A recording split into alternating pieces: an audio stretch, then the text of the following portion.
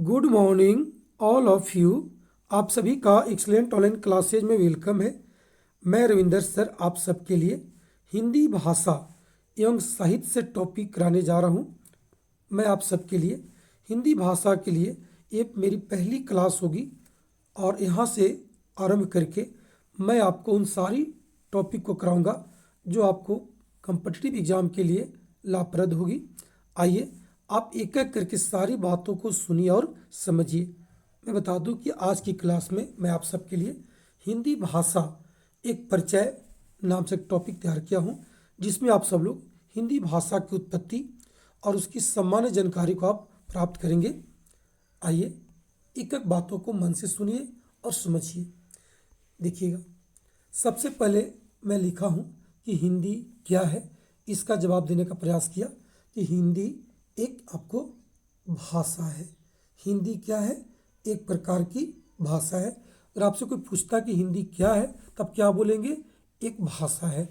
और आपसे फिर दोबारा सवाल कोई कर दे कि भाई बताइए भाषा क्या होती है, तो देखिए, विचारों का आदान प्रदान करने की जो माध्यम होती है उसी को हम लोग भाषा कहते हैं।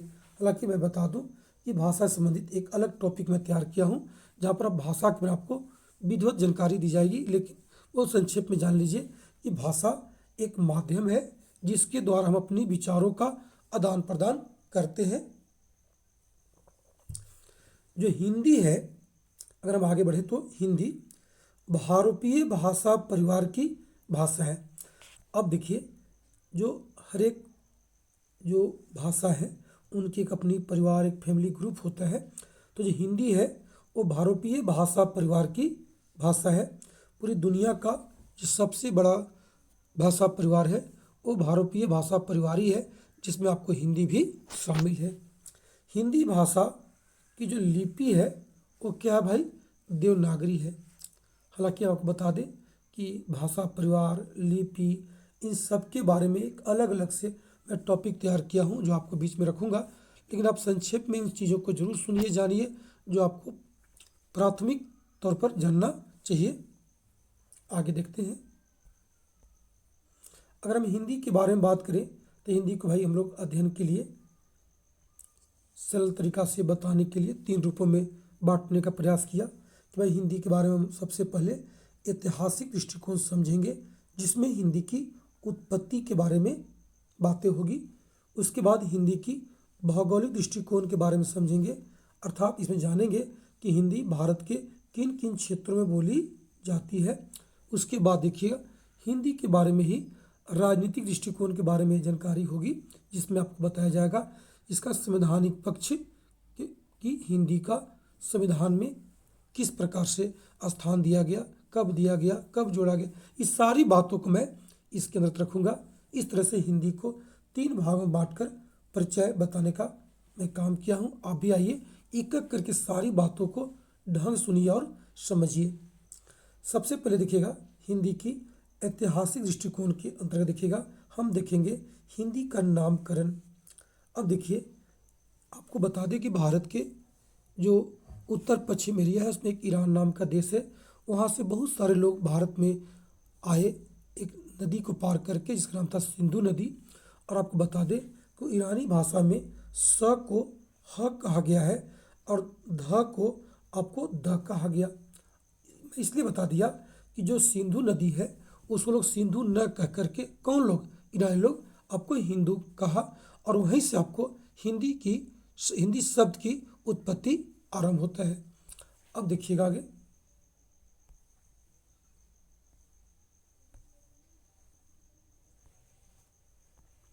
जो आपको सिंधु नदी है उसी को उन लोग क्या उच्चारण किया? हिंदू। और हिंदू से क्या बना फिर? हिंद। और आपको बता दें, हिंद में ही अगर हम दीर्घई प्रत्यय को जोड़ देंगे तो हिंदी शब्द बन जाती है। यानी जो हिंदी शब्द है मेरा हिंदी का नहीं है, वो किसका है? फारसी का है। अब आप समझिएगा, हिंदी, हिंदू, हिंदुस्तान, ये वीवीआई समझिए इसको कि हिंदी, हिंदू और हिंदुस्तान जो शब्द है वो किस भाषा पर का है भाई? तो फारसी भाषा का इस शब्द है। अब आगे देखते हैं इसकी उत्पत्ति किसकी भाई? हिंदी की। हिंदी की उत्पत्ति या उद्भव से संबंधित कुछ बातें हैं, समझिएगा। हिंदी भाषा की आदि जननी संस्कृत भाषा है। आदि जननी की मतलब समझिएगा, मतलब जिससे ये बिलोंग करता है, न कि जन्म लिया। जन्म तो भाई अपभ्रंश से लेगा, लेकिन जहाँ से इसकी मूल स्रोत होगी उसी को हम लोग आदि जननी कहते हैं। अब देखिए, हिंदी के जो विकास क्रम है उसको हल्का समझिएगा कि हिंदी भाषा के विकास क्रम को कैसे देखा जाए। देखिए, सबसे पहले जो प्राचीन काल था, लगभग कहा जाएगा 1500 BC के आसपास में, जैसा कि आपको जानकारी ही होगी कि 1750 में हड़प्पा काल जो भारत में समाप्त हुआ, उसके बाद 200-250 साल गैप हुआ बीच में, और 1500 BC के आसपास कहा जाए कि भारत में आर्य लोग आए। कहाँ से आए थे? मध्य एशिया से। और जब वो लोग आया, यहाँ पर रहना शुरू किया, तो उनकी जो भाषा थी वो संस्कृत थी, याद रखिएगा। तो सबसे पहले संस्कृत हुआ, प्राचीन आर्य भाषा। उसके बाद मध्य काल में देखिए भाषा का रूप में परिवर्तन होता चला गया, पाली, प्राकृत, अपभ्रंश। उसके बाद देखिए आधुनिक में आया अवहट्ट, सौरसेनी, तब का आया हिंदी आया। तो इस तरह से पूरी विकास क्रम को आपने देखा। अब और इसको ढंग से समझिएगा।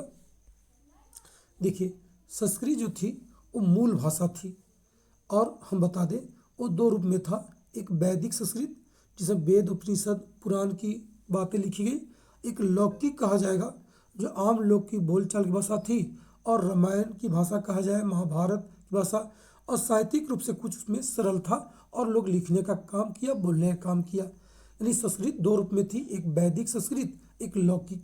वैदिक उसको समझिए जिसमें वेद, पुराण, उपनिषद लिखा गया। लौकिक उसको समझिए जो सरल थी और आसानी से लोग उस पर बोलते थे और अपनी छोटी मोटी रचनाओं को रचते भी थे। तो रामायण, महाभारत की जो रचना, जो भाषा है, वो लौकिक कहा जाता है। अब देखिए, संस्कृत के बाद जो पहली बार भाषा में परिवर्तन दिखा वो दिखा पाली के रूप में। और बता दें ये बौद्ध धर्म की भाषा है। कौन भाई? पाली। और सबसे बहुत बड़ी बात है कि बौद्ध धर्म की एक महान ग्रंथ है त्रिपिटक, जिसमें 3 पुस्तक शामिल है, अधिधम्म पिटक, सुत्त पिटक और विनय पिटक। ये किस भाषा में लिखा गया है? पाली में लिखा गया है। पाली के बाद देखिएगा प्राकृत भाषा का आगमन हुआ, जिसको देखिए हम जैन धर्म की भाषा कहते हैं। और बता दूं कि जैन धर्म की पवित्र ग्रंथ एक है आगम ग्रंथ, इसी भाषा में लिखा गया। किसमें? प्राकृत में लिखा गया है। उसके बाद देखिए प्राकृत के बाद देखिए शब्दों का रूप बदला, बिगड़ा, तो उसको हम लोग क्या नाम दे दिए? आपको अपभ्रंश दे दिए। अपभ्रंश मतलब है पतन, लेकिन ऐसी बात नहीं है। यहाँ पर साहित्यिक रूप से थोड़ा सा ये मजबूत है। अपभ्रंश भले कहने से आपको लगा कि अपभ्रंश हो गया, लेकिन इसमें जो है बिगड़े हुए रूप में ही साहित्यिक रचना आरंभ हुआ, जिसको नाम हम लोग का दिए? अपभ्रंश दिए। शब्दों का रूप बिगड़ना होता है, उच्चारण की अशुद्धता आ जाएगी। जैसे रामेश्वर को हम क्या बोल देंगे? रमेश्वर। कामेश्वर का बोलेंगे? कमेश्वर। इस तरह से आपको अपभ्रंश होगा।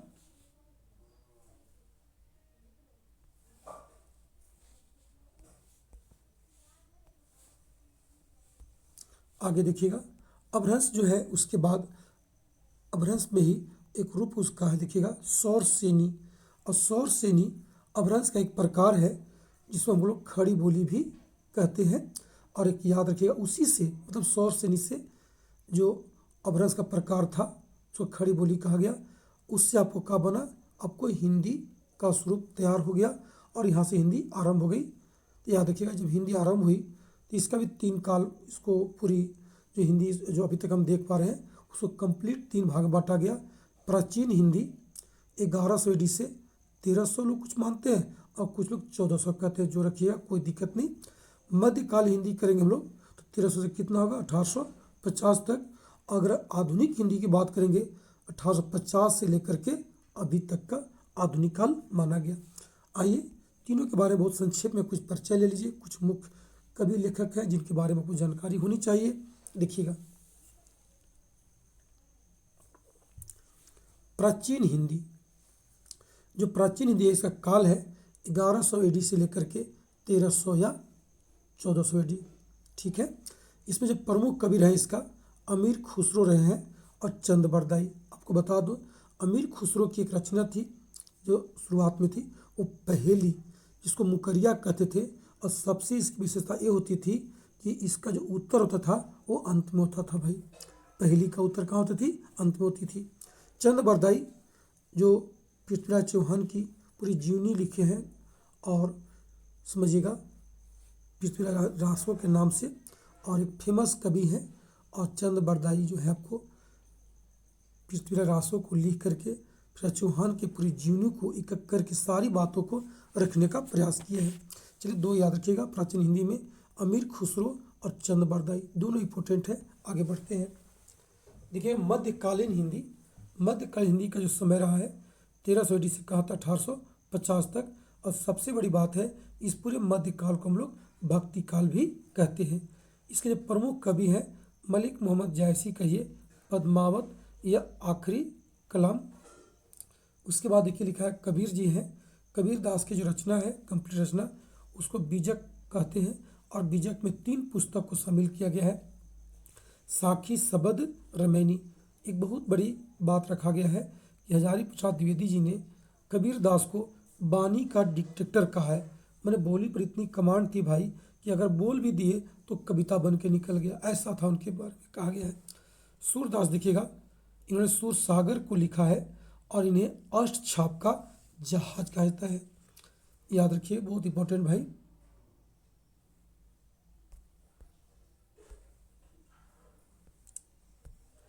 अब देखिए भक्ति काल के एक कवि हैं तुलसीदास जी, इनके बारे में परिचय किया दूँ। रामचरितमानस को लिखा है जो अवधी भाषा में है। और कहीं कहीं भाई अवधी न कह करके अगर बैसवाड़ी अवधी लिखा है तो उत्तर आपका क्या होगा, बैसवाड़ी अवधी होगा। ऐसे जान लीजिएगा, रामचरितमानस जो है अवधी भाषा में ही लिखा गया, उत्तर यही होगा। लेकिन अगर उससे भी नज़दीक जाएगा या और अंदर जाके पूछेगा तो बैसवाड़ी अवधी भाषा आपको बोलना पड़ेगा। अब देखिएगा आधुनिक काल के बारे में कहा गया कि जिसका समय है 1850 AD से अभी तक। और इसका उपनाम क्या है, भारतेंदु युग। यानी आधुनिक काल को ही क्या कहते हैं, भारतेंदु युग कहते हैं। क्यों कहते हैं भाई, क्योंकि भारतेंदु जी के जन्म से ही जो साहित्यिक रचना आरंभ हुई और उस सभी को हम लोग आधुनिक काल में मानते हैं। तो भारतेंदु जी के जन्म से ही आधुनिक काल की शुरुआत माना गया है, इसीलिए आधुनिक काल को भारतेंदु युग भी कहा गया। अब देखिएगा थोड़ा सा अलग प्रकार की बात है कि हिंदी भाषा के इतिहास का जो आरंभ है, ये सब सुनने के बाद आपको पता चल गया होगा कि 500 AD से लेकर के 1000 AD के मैंने माना गया। और किससे माना गया है, आपको अपभ्रंश भाषा से। हिंदी भाषा के इतिहास को आरंभ होती है कहाँ से, अपभ्रंश से होती है। तो बोले सौर से नहीं भाई, सौर से नहीं जो है वो अपभ्रंश का ही एक प्रकार है और उसी से खड़ी बोली बना और उसके बाद कहाँ बन गया, आपका हिंदी बना है। अपभ्रंश भाषा के जो महान कवि थे वो स्वयंभू थे, जिन्हें अपभ्रंश का वाल्मीकि भी कहा जाता है। अब आप देखेंगे आगे हिंदी भाषा की भौगोलिक दृष्टिकोण। इसका मतलब ये होता है कि हिंदी भाषा भारत में कहाँ कहाँ बोली जाती है। हिंदी जो है मध्य भारत में बोली जाने वाली भाषा है भाई। उत्तर भारत कहिए या मध्य भारत कहिए, लेकिन दक्षिण नहीं कह सकते हैं। देखिए इसका जो एरिया बताया गया, गंगा यमुना का मैदानी भाग। अगर राज्य पूछा जाए कितने राज्यों में, तो 10 राज्यों में हिंदी बोली जाती है या वहाँ की राजभाषा के रूप में मान्यता दिया गया है। कौन कौन, राजस्थान, मध्य प्रदेश, छत्तीसगढ़, उत्तर प्रदेश, हिमाचल प्रदेश, बिहार, झारखंड, हरियाणा, दिल्ली और अंडमान निकोबार द्वीप समूह।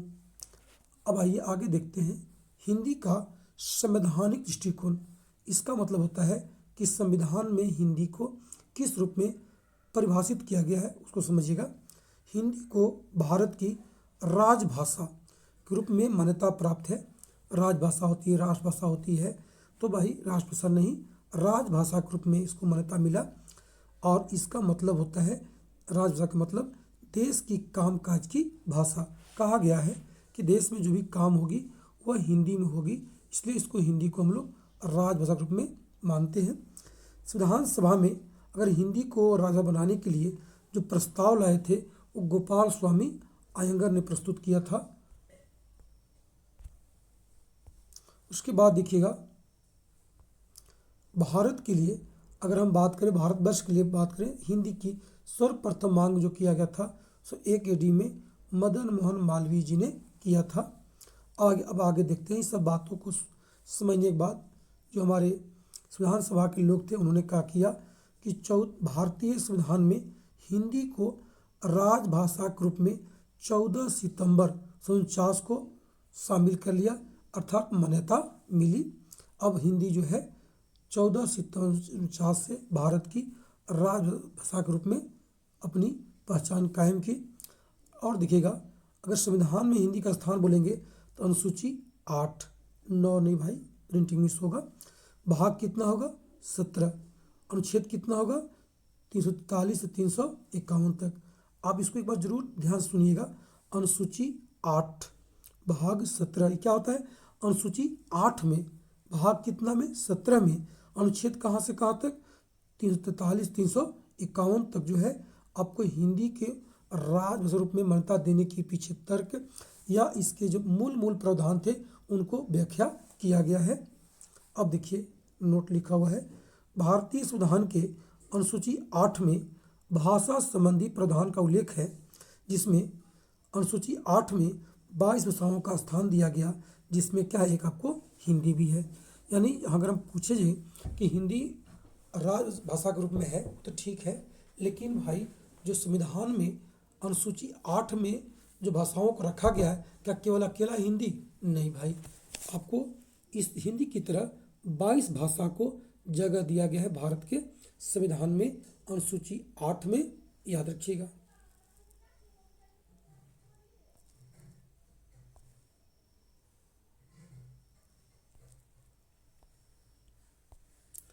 इस तरह से अपने हिंदी भाषा का तीनों परिचय को समझा, ऐतिहासिक, भौगोलिक और संवैधानिक।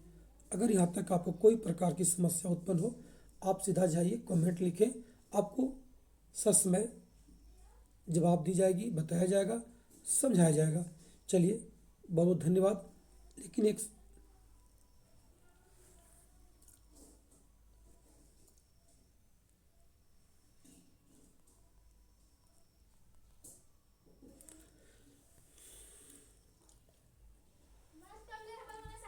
हट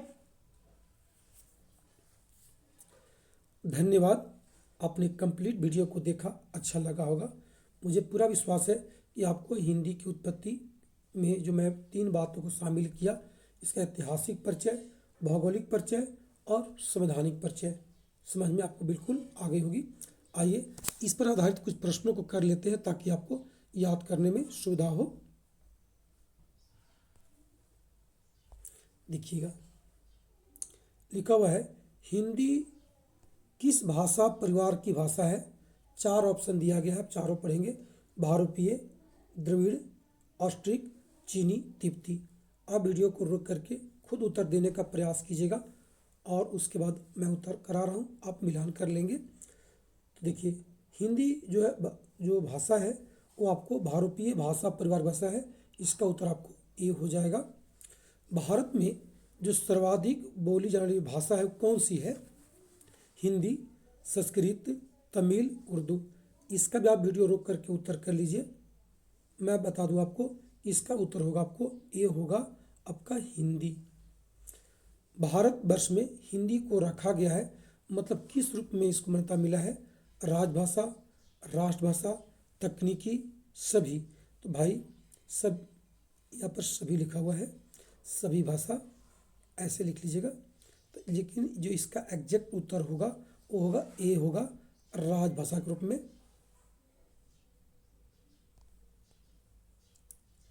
अब देखिए, हिंदी भाषा की लिपि क्या है? देवनागरी, फारसी, रोमन, इनमें से कोई नहीं, तो आपका उत्तर होगा देवनागरी। वर्तमान हिंदी का जो प्रचलित रूप है हम लोग को, वो किससे उत्पन्न हुआ है? आप बोलेंगे अवधी, ब्रजभाषा, खड़ी बोली, देवनागरी।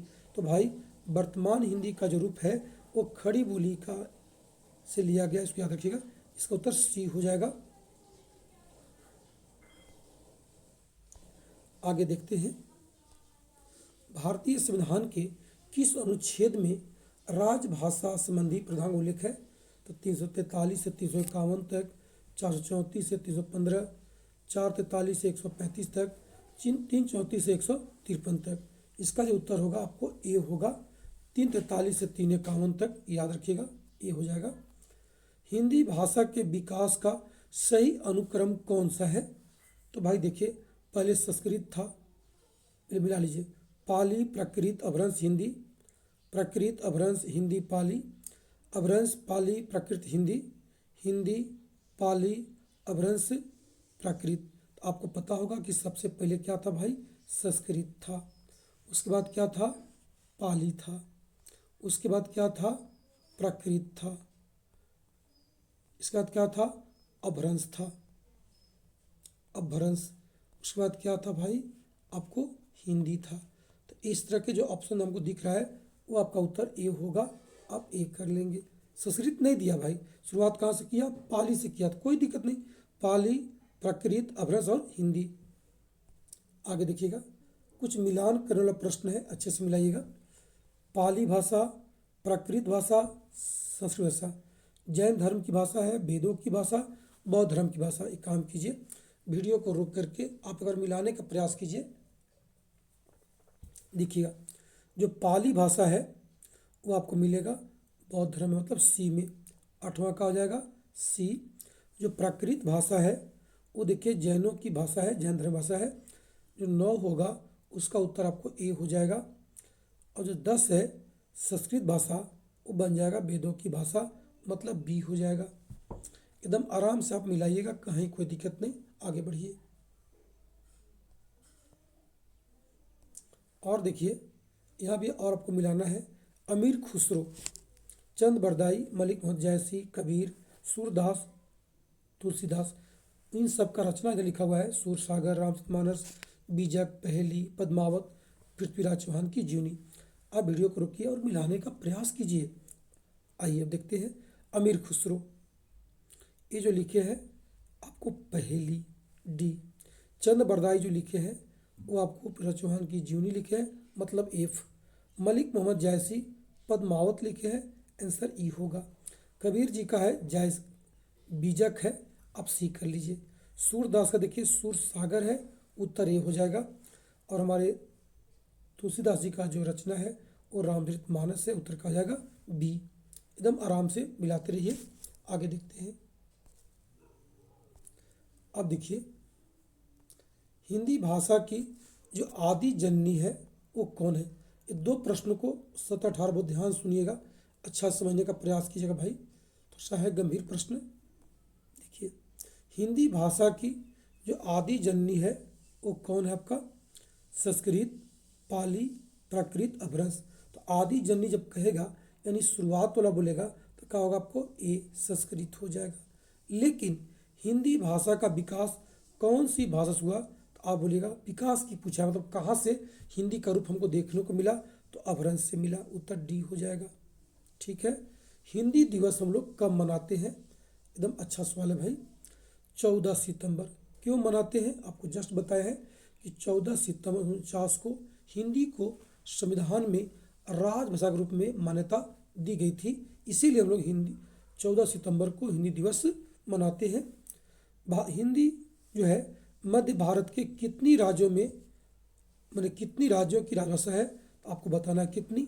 आपको 10, 12, 13, 14 जस्ट बताया है कि जो हिंदी है उत्तर भारत और मध्य भारत मिला करके कुल 10 राज्यों की राजभाषा के रूप में मान्यता प्राप्त किया है। इसका उत्तर कितना हो जाएगा? आपको ए हो जाएगा। चलिए, सब लोग को धन्यवाद, आपने कंप्लीट वीडियो को देखा, समझा, अच्छा लगा होगा। और इस तरह से प्रश्नों को आप हल करते आगे बढ़िए, टोटल टॉपिक आपका कमांड हो जाएगा और आप सफलता को प्राप्त करें। इसी शुभकामना के साथ हम लोग पुनः बहुत जल्द मिलेंगे अगले क्लास में। तब तक के लिए सबको धन्यवाद। That's all. ओके।